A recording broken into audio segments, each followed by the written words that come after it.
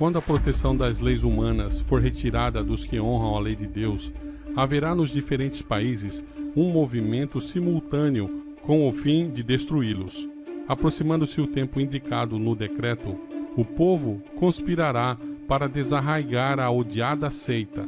Resolver-se-á dar-se em uma noite um golpe decisivo que faça silenciar por completo a voz de dissentimento e reprovação. O povo de Deus, alguns nas celas das prisões, outros escondidos nos retiros solitários das florestas e montanhas, pleiteia ainda a proteção divina, enquanto por toda parte grupo de homens armados, instigados pelo exército de anjos maus, estão se preparando para a obra de morte. É então, na hora de maior aperto, que o Deus de Israel intervirá para o livramento de seus escolhidos. Há um estrondo como de uma tempestade a sobrevir. O mar é açoitado com fúria, semelhante à voz de demônios na missão de destruir. A terra inteira se levanta, dilatando-se como as ondas do mar. Cadeias de montanhas estão a revolver-se, desaparecem ilhas habitadas. Os portos marítimos são tragados pelas águas enfurecidas. Grandes pedras de saraiva, cada uma do peso de um talento, estão a fazer sua obra de destruição. As mais orgulhosas cidades da terra são destruídas. Os luxuosos palácios em que os grandes homens do mundo dissiparam suas riquezas com a glorificação própria, desmoronam-se diante de seus olhos. As paredes das prisões fendem-se, e o povo de Deus que estivera retido em cativeiro por causa de sua fé é libertado. Com brados de triunfo, zombaria e imprecação, multidões de homens maus estão prestes a cair sobre a presa, quando um denso negror, mais intenso do que as trevas da noite, cai sobre a terra. Então, o arco-íris, resplandecendo com a glória do trono de Deus, atravessa os céus e parece cercar cada um dos grupos em oração. As multidões, iradas, subitamente se detêm, silenciam seus gritos de zombaria. É esquecido o objeto de sua ira sanguinária. Com terríveis pressentimentos, contemplam o símbolo da aliança de Deus, anelando pôr-se ao amparo de seu fulgor insuperável.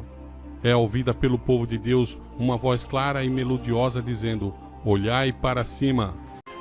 Aparece então, de encontro ao céu, uma mão segurando duas tábuas de pedra, como a regra do juízo. A mão abre as tábuas, e vêem-se os preceitos do decálogo, como que traçados com pena de fogo. As palavras são tão claras que todos as podem ler. Desperta-se a memória, varrem-se de todas as mentes as trevas da superstição e heresia, e os 10 preceitos divinos, breves, compreensivos e autorizados, apresentam-se à vista de todos os habitantes da terra. É impossível descrever o horror e desespero dos que pisaram os santos mandamentos de Deus. O Senhor lhes deu sua lei.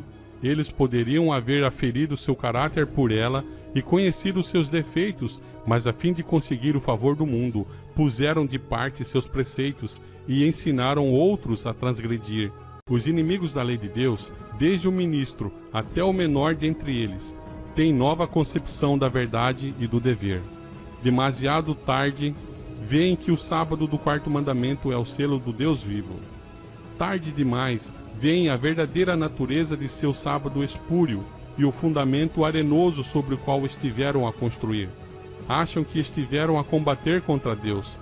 Ensinadores religiosos conduziram almas à perdição, ao mesmo tempo que professavam guiá-las às portas do paraíso. Antes do dia do ajuste final de contas, não se conhecera quão grande é a responsabilidade dos homens no mistério sagrado e quão terríveis são os resultados de sua infidelidade. Somente na eternidade poderemos com acerto avaliar a perda de uma única alma.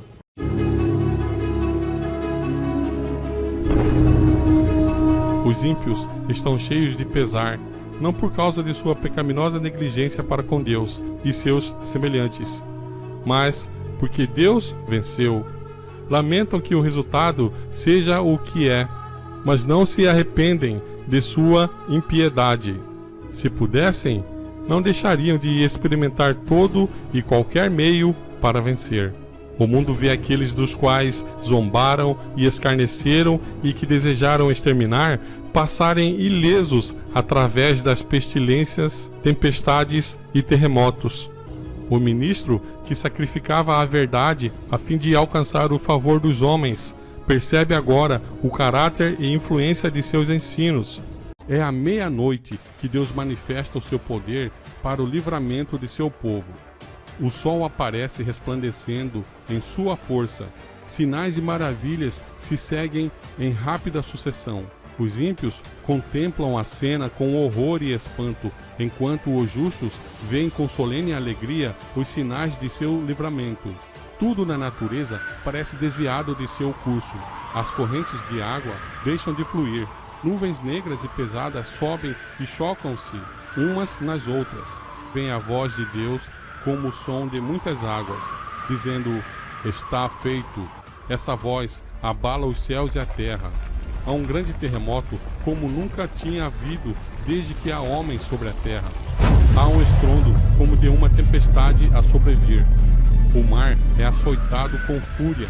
Ouve-se o sibilar do furacão, semelhante à voz de demônios. Surge logo no oriente uma pequena nuvem negra, aproximadamente da metade do tamanho da mão de um homem.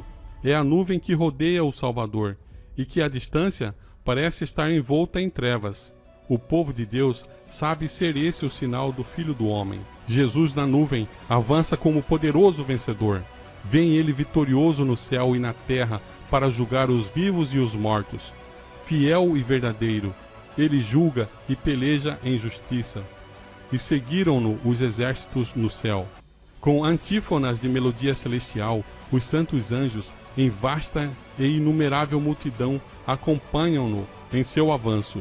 Aproximando-se ainda mais a nuvem viva, todos os olhos contemplam o príncipe da vida. Nenhuma coroa de espinhos agora desfigura a sagrada cabeça, mas um diadema de glória repousa sobre a santa fronte. Cessaram os gracejos escarnecedores, cerraram-se os lábios mentirosos, o choque das armas, o tumulto da batalha, com o ruído e os vestidos que rolavam no sangue, Isaías 9:5, silenciaram. Nada se ouve agora senão a voz de orações e o som do choro e lamentação. Dos lábios que tão recentemente zombavam, irrompe o clamor. É vindo o grande dia da sua ira, e quem poderá subsistir? E os ímpios suplicam para que sejam sepultados sob as rochas das montanhas, em vez de ver o rosto daquele que desprezaram e rejeitaram. Aquela voz que penetra no ouvido dos mortos, eles a conhecem. Quantas vezes seus ternos e suplicantes acentos o chamaram ao arrependimento? Quantas vezes foi ela ouvida aos rogos tocantes de um amigo, um irmão, um redentor? E assim como o bode emissário era enviado para uma terra não habitada, Satanás será banido para a terra desolada, que se encontrará como um deserto despovoado e horrendo. O escritor do Apocalipse prediz o banimento de Satanás e a condição de caos e desolação a que a terra deve ser reduzida, e declara que tal condição existirá durante 1000 anos. Depois de apresentar as cenas da segunda vinda do Senhor e da destruição dos ímpios, continua a profecia. Vi descer do céu um anjo que tinha a chave do abismo e uma grande cadeia na sua mão. Ele prendeu o dragão, a antiga serpente, que é o diabo e Satanás, e amarrou-o por 1000 anos. E lançou-o no abismo, e ali o encerrou, e pôs selo sobre ele, para que não mais engane as nações, até que os 1000 anos se acabem. E depois, importa que seja solto por um pouco de tempo. Satanás consulta seus anjos, e depois esses reis, vencedores e guerreiros poderosos, olham para a força e número ao seu lado e declaram que o exército dentro da cidade é pequeno em comparação com o seu, podendo ser vencido. Formulam seus planos para tomar posse das riquezas e glória da Nova Jerusalém. Todos imediatamente começam a preparar-se para a batalha. Hábeis artífices constroem petrechos de guerra. Chefes militares, famosos por seus êxitos, arregimentam em companhias e secções as multidões de homens aguerridos. Finalmente é dada a ordem de avançar, e o inumerável exército se põe em movimento. Exército tal como nunca foi constituído por conquistadores terrestres. Todos veem que sua exclusão do céu é justa. Por sua vida declararam: não queremos que esse Jesus reine sobre nós. Como que extasiados, os ímpios contemplam a coroação do Filho de Deus. Veem as suas mãos as tábuas da lei divina, os estatutos que desprezaram e transgrediram. Testemunham um irromper de admiração, júbilo e adoração por parte dos salvos. E ao propagar-se a onda de melodia pelas multidões fora da cidade, todos unidos exclamam: grandes e maravilhosas são as tuas obras, Senhor Deus Todo-Poderoso. Justos e verdadeiros são os teus caminhos, ó Rei dos Santos. Apocalipse 15, 3. E prostrando-se, adoram o Príncipe da Vida. Todo mundo ímpio se acha em julgamento perante o tribunal de Deus, acusado de alta traição contra o governo do céu. Ninguém há para pleitear sua causa. Estão sem desculpa, e a sentença de morte eterna é pronunciada contra eles. É agora evidente a todos que o salário do pecado não é nobre independência e vida eterna, mas escravidão, ruína e morte. Os ímpios veem o que perderam em virtude de sua vida de rebeldia. O peso eterno de glória muito excelente foi desprezado quando lhes foi oferecido. Mas quão desejável agora se mostra.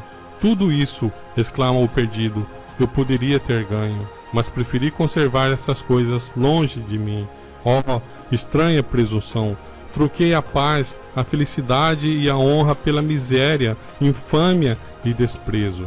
De Deus desce fogo do céu, a terra se fende, são retiradas as armas escondidas em suas profundezas. Chamas devoradoras irrompem de cada abismo iante, as próprias rochas estão ardendo. Vindo é o dia que arderá como forno, os elementos fundem-se pelo vivo calor, e também a terra e as obras que nela há são queimadas. 2 Pedro 3, 10. A superfície da terra parece uma massa fundida, um vasto e fervente lago de fogo. Alguns são destruídos em um momento, enquanto outros sofrem muitos dias. Todos são punidos segundo as suas ações. Tendo sido os pecados dos justos transferidos para Satanás, ele tem de sofrer não somente pela sua própria rebelião, mas por todos os pecados que fez o povo de Deus cometer. Está para sempre terminada a obra de ruína de Satanás. Durante 6.000 anos efetuou a sua vontade, enchendo a terra de miséria e causando pesar por todo o universo. A criação inteira tem igualmente gemido e estado em dores de parto. Agora, as criaturas de Deus estão para sempre livres de sua presença e tentações. Já descansa, já está sossegada toda a terra, exclamam os justos com júbilo. E uma aclamação de louvor e triunfo sobe de todo o universo fiel. A voz de uma grande multidão, como a voz de muitas águas, e a voz de fortes trovões, é ouvida dizendo: Aleluia! Pois o Senhor Deus Onipotente reina. Enquanto a terra está envolta nos fogos da vingança de Deus, os justos habitam em segurança na santa cidade. Todos os tesouros do universo estarão abertos ao estudo dos remidos de Deus. Livres da mortalidade, alçarão um voo incansável para os mundos distantes, mundos que fremiram de tristeza ante o espetáculo da desgraça humana, e ressoaram com cânticos de alegria ao ouvir as novas de uma alma resgatada. Com indizível deleite, os filhos da terra entram de posse da alegria e sabedoria dos seres não caídos. Participam dos tesouros do saber e entendimento adquiridos durante séculos e séculos na contemplação da obra de Deus. Com visão desanuviada, olham para a glória da criação, achando-se sóis, estrelas e sistemas planetários, todos na sua indicada ordem a circular em redor do trono da divindade.